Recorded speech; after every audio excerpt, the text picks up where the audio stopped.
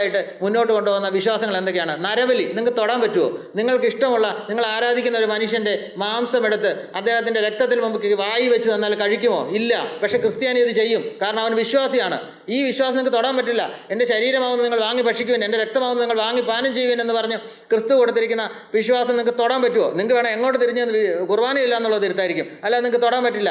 പിന്നെ നിങ്ങൾക്ക് തിരുത്താൻ പറ്റുമോ? നിങ്ങൾക്ക് റേസിസം, വംശീയത ക്രിസ്തുമതത്തിൻ്റെ അടിസ്ഥാനമാണ്. മർക്കോസിൻ്റെ സുവിശേഷം 7-ാം അധ്യായം നിങ്ങൾ മുഴുവൻ വായിച്ചു നോക്കുക. അന്യവംശത്തിൽപ്പെട്ട സ്ത്രീയെ നായോട് ഉപമിച്ച ദൈവമാണ് നിങ്ങളുടേത്. നിങ്ങൾക്ക് തൊടാൻ പറ്റുമോ വംശീയത? നമ്മൾ അവർന്നുള്ള തിരുവല്ലേ ക്രിസ്ത്യാനിറ്റി? എല്ലാ മതങ്ങളും അതല്ലേ? നിങ്ങൾക്ക് തൊടാൻ പറ്റുമോ അതിനെ?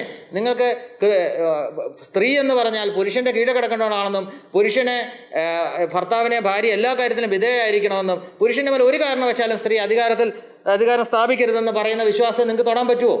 അത് ബൈബിൾ വചനമാണ്, ദൈവവചനമാണ്. നിങ്ങൾക്ക് തൊടാൻ പറ്റില്ല. സെക്സ്, നിങ്ങൾക്ക് വിവാഹത്തിന് മുമ്പ് ലൈംഗികത ചെയ്യുന്ന അല്ലെങ്കിൽ കന്യാത്വം നഷ്ടപ്പെട്ട ഒരു സ്ത്രീ എന്ത് ചെയ്യണമെന്നാണ് ബൈബിൾ പറയുന്നത്? വായിച്ചു നോക്കുക ആവർത്തന പുസ്തകമൊക്കെ. കൊല്ലണമെന്നാണ് പറയുന്നത്. അച്ഛനെ അമ്മയെ ദൈവപ്രമാണങ്ങൾ നിങ്ങൾക്ക് മാറ്റാൻ പറ്റില്ല. അന്യ വിഗ്രഹങ്ങളെ ആരാധിക്കുന്നവരെ കൊല്ലാനാണ് പറയുന്നത്. അച്ഛനെ അമ്മനെ ബഹുമാനിക്കാത്തവനെ കൊല്ലാനാണ് പറയുന്നത്. ഹോമോസെക്ഷാലിറ്റി ചെയ്യുന്നതിനെ കൊല്ലാനാണ് പറയുന്നത്. അതുപോലെ മന്ത്രവാദം ചെയ്യുന്ന സ്ത്രീയെ കൊല്ലാനാണ് ബൈബിൾ പറയുന്നത്. ഇതൊക്കെ നിങ്ങൾക്ക് പ്രൊട്ടക്റ്റ് ചെയ്യും. ഇതാണ് നിങ്ങൾ മുന്നോട്ട് കൊണ്ടുവന്നത്. ഒറ്റ ചോദ്യം നിങ്ങളോട് ചോദിക്കുന്നു.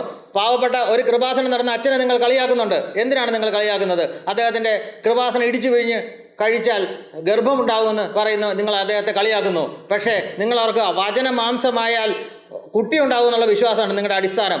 ആ വചനമാണോ പത്രമാണോ ഗർഭം ഉണ്ടാകാനുള്ള സാധ്യത നിങ്ങൾ ആലോചിച്ച് നോക്കുക. ഇത്രയധികം വിഡ്ഢിത്തം വിളമ്പിക്കൊണ്ടാണ് നിങ്ങൾ